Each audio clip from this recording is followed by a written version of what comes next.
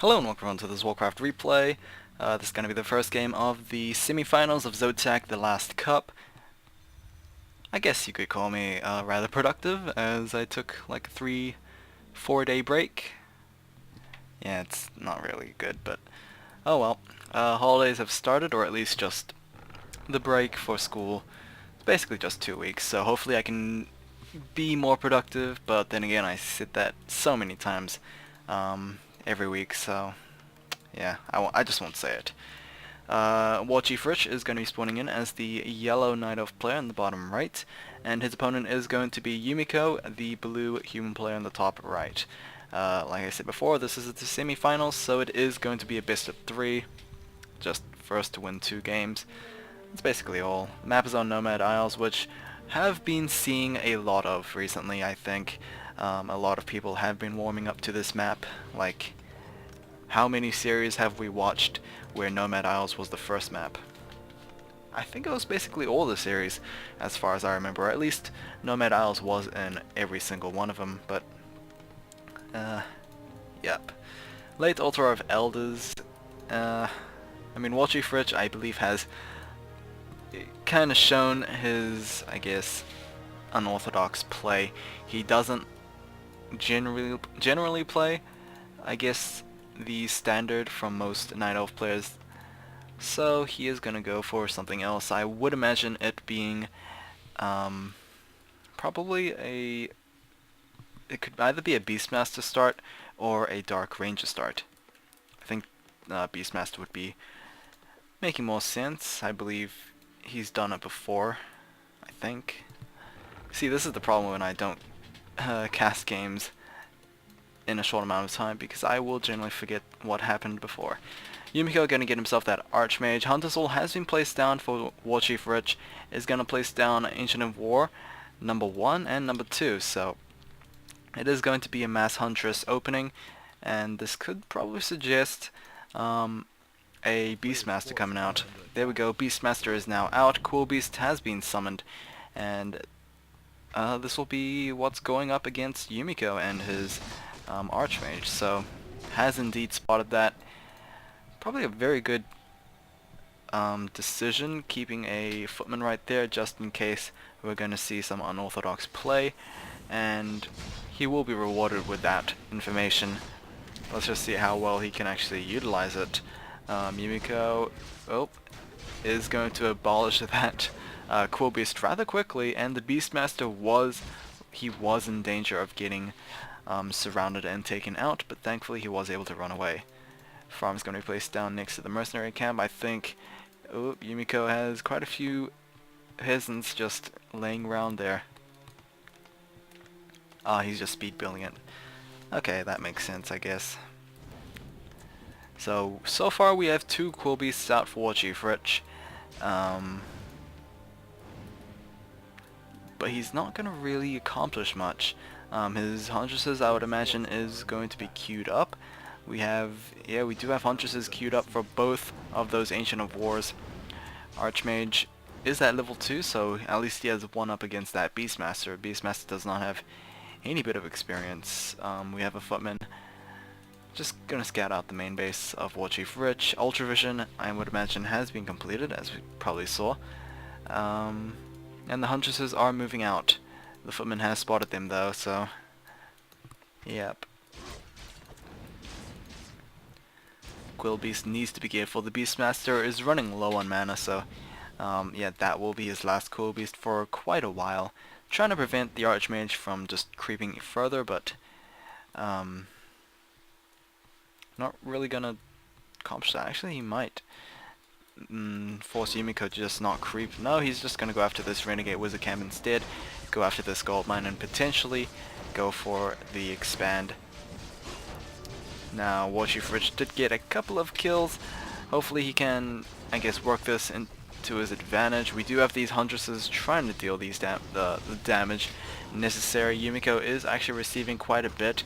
The Renegade Wizard is obviously doing quite a significant amount of damage to those Huntresses actually, so not actually attacking Yumiko's units. Now it is obviously, but it is going to be taken out, and the item will be a Gloves of Haste, so probably not the best, but oh well.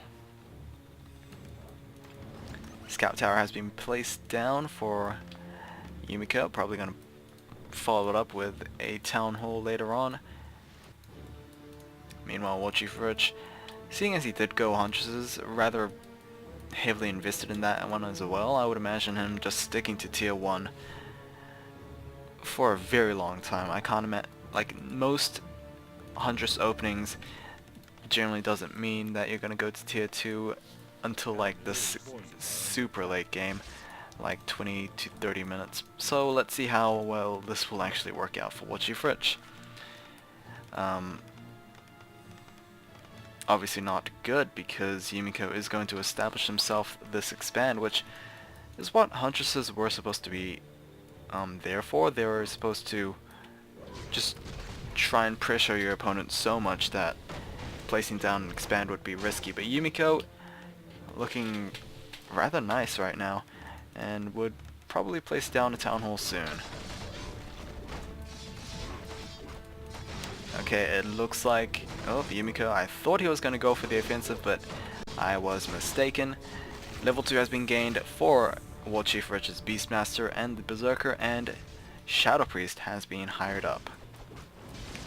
Meanwhile, level 3 has been gained for the Archmage, and +2 ring has been picked up, will be sold, as well as those Gloves of Haste from before.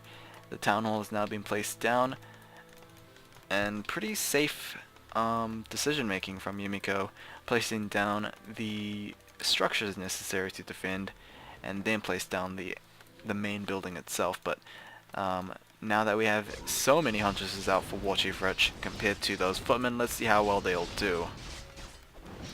Abolish Magic is seriously going to be a problem against those Quill Beasts. But we do have 5 Wisps being brought over here, and they'll either go for the mana pools of those spellcasters or just go after those elementals, which they did do rather nicely, and will give level 3 to that Beastmaster. Huntress has been taken out by the Archmage. Now I'm interested to see what the Beastmaster has as his second summon unit. I guess you could call Animal Companion. Just too much Hearthstone, I guess. It is going to be the Frenzy Beast being picked up for the for the third point of ability. Maybe you could argue that the Thunderhawk would have been better, but WarchiefRich is going to lay down a lot of pressure against this barracks. Could potentially even destroy it, I think. I think he is capable of doing that. Yumiko doesn't show any intention. Oh, never mind. He is going to show himself actually worrying about that barracks, but it's going to be a little too late as it's now destroyed. 8 hit points on that farm. I have no idea what the Huntress is doing. Should go after that farm. I mean, that will put Yumiko in sort of a supply block right there, but no, 8 hit points on that farm will be able to live on. But I guess that was kind of beneficial for WarchiefRich, like delaying further production of units by taking out the only production building for Yumiko. And of course he is not at tier 2 at all, so he has no way of placing down the Arcane Sanctum. However, losing a couple of Huntresses right there with an engage with Yumiko's army, so should try and avoid that at all costs. WarchiefRich, not sure what he is going to do from now. Like, he was able to take down the barracks, but it is being replaced by Yumiko. Actually being placed down on the second base, so interesting. He's obviously treating this base as the front line compared to his main base, which not sure about that, since WarchiefRich was able to slip through anyway. Goblin Shooter has been hired up. As we saw before, Ogre Mauler is available. We also have double Shadow Priest and double Berserkers, so that's a lot of piercing damage against those Huntresses. And yeah, neither player really wants to fight this. I guess Yumiko would, because he seems like he has more things than his opponent. He has 3 Shadow Priests, so he has triple healers for his army. Zeppelin also being hired up as well. It does have the Shredder inside it, but after it's being dropped off, it will potentially lead into Zeppelin Micro from Yumiko Or at least you could imagine it. Okay, army supply of 50 versus army supply of 52. So, WarchiefRich is slightly ahead, only by 2 food. But this is this is Yumiko's home basically, so he should have the advantage, but he is going to lose a couple of farms. Is now supply blocked, but he does have, he is at 50 food, so not really a problem. But however, Yumiko, he's going to go after these units right now. Scroll protection has been picked up and was used.